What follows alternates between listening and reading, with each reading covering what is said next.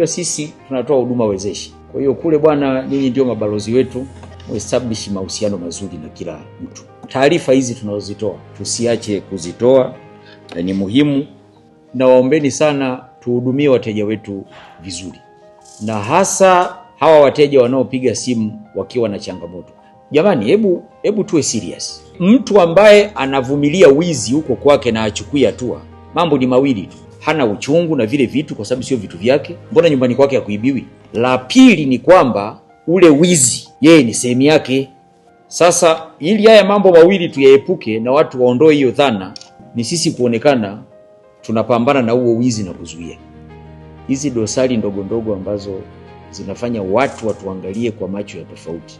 Whether tuko busy atufuatilia na yoendelea kwenye mastore na kwingine, let's be serious na tuhakikishe tuna protect mali ambazo tunazinunua kwa fedha nyingi sana.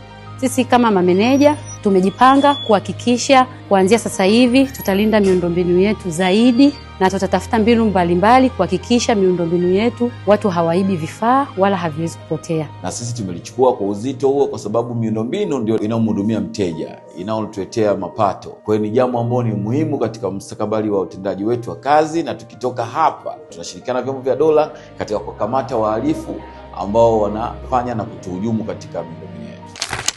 TANESCO, tunayaangaza maisha yako.